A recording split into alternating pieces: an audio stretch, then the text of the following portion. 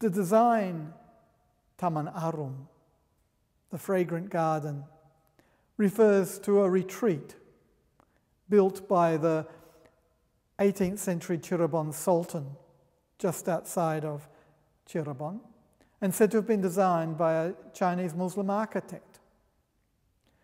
The royal garden, intended as a place of retreat and meditation, is called Sunyaragi, the place of stillness.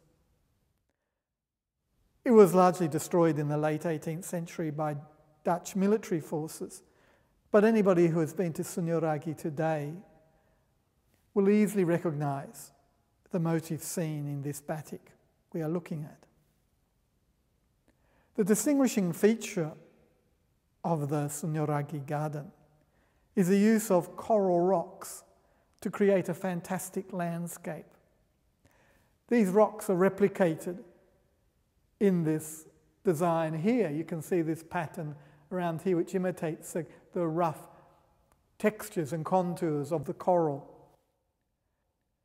And in some places in the garden, the coral has been made to appear in the form of animals such as snakes, serpents, and Garuda birds.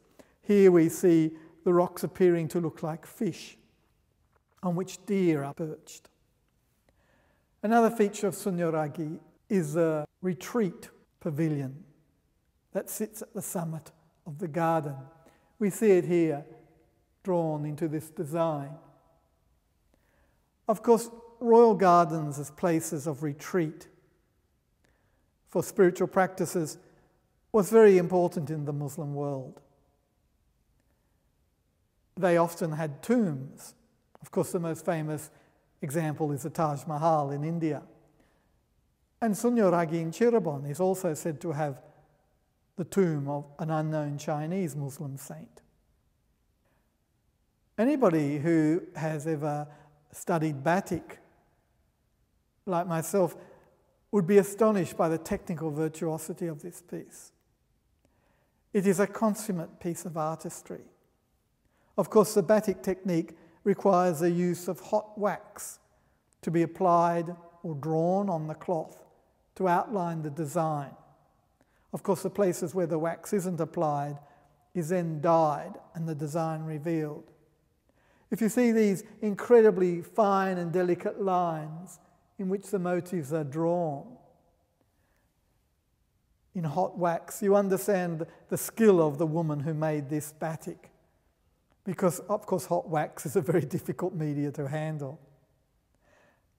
It's also been very cleverly thought out, the types of wax that were used to be applied in batik on this textile. We notice here in the background of the cloth, not a single crack in the wax has appeared, so that no dye has accidentally penetrated the pure plain background. The slightly yellow colour that we're seeing is a result of the oils used in the resins used in the wax. They actually have coloured the originally white cloth a slightly yellow toned, a very attractive tone. But if we look around here at these coral motifs, what's sometimes called the Wadasan motif, the rock motif, we notice that instead of using a wax that hasn't cracked, they've used a wax intentionally that has cracked, so that it's allowed the red dye to penetrate accidentally enough to give a slightly pink hue to the rocks. That contrasts with a very clear, distinct background.